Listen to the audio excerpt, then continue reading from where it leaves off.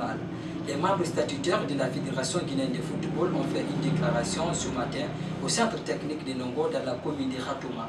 Celle-ci est une réponse du berger à la bergère. Elle intervient suite à une déclaration faite par Aboubakar Dina Sampil, président de l'ASK. Ceci est un de nos confrères de la place. Suivi. Déclaration des membres statutaires de la Fédération guinéenne de football. Ce mardi 20 avril 2021.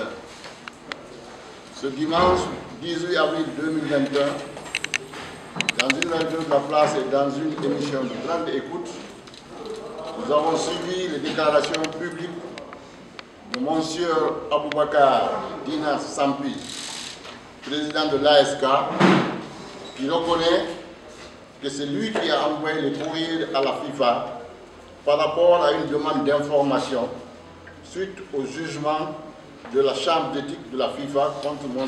Mohamed Antonio Souaré en vue de l'invalidation de sa candidature à la prochaine élection de la Fédération guinéenne de football prévue le 14 mai prochain.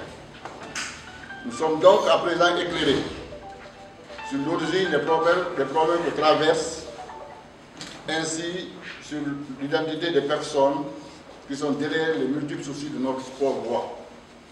Ces déclarations viennent confirmer les intentions de M. Aboubakar Dina Sampil et de son mentor, M. Salifou Kamara Supervier, de vouloir continuer à éprouver le football guinéen à cause de leur intérêt personnel et égoïste au détriment de celui du peuple de Guinée tout entier. En mars dernier, des faux documents avaient été envoyés à la CAF pour empêcher le président de la Fédération guinéenne de football d'intégrer le comité exécutif de cette institution. L'on se souvient que M.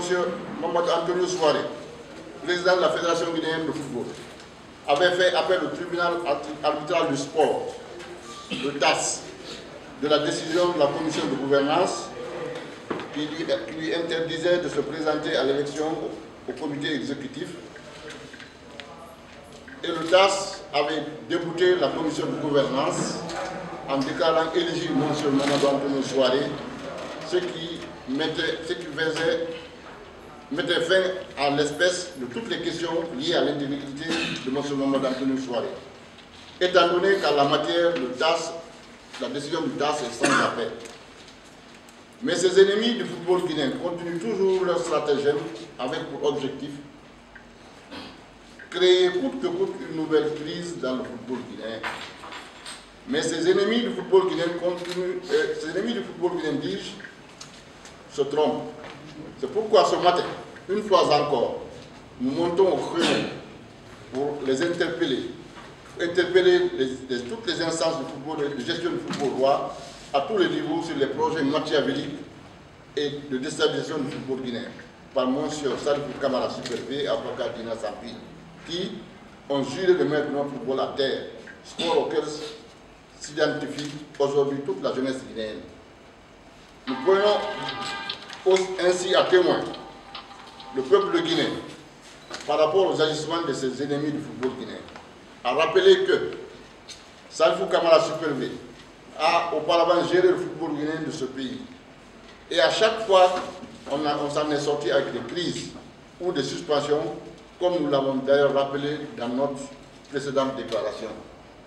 Nous tenons toutefois, une fois, à rappeler qu'à chaque fois que cela a été, la Guinée s'en est sortie avec des suspensions.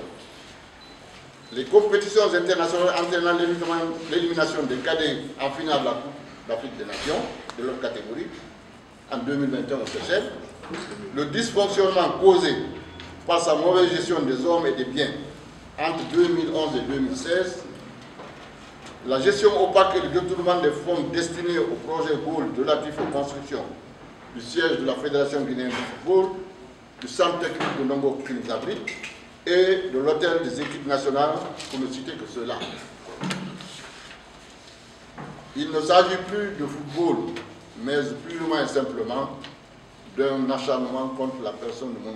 Mohamed Antonio Souaré, président de la Fédération guinéenne de football. Pour ces raisons, nous souhaitons le bannissement de M. Salifou Kamara Supervier du football guinéen pour qu'on ait la paix. Dans les jours à venir, nous, membres statutaires,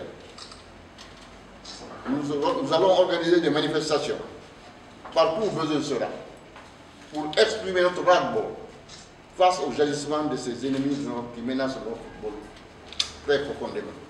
Les membres statutaires du football guinéen que nous sommes disent « ça suffit et ça suffit ».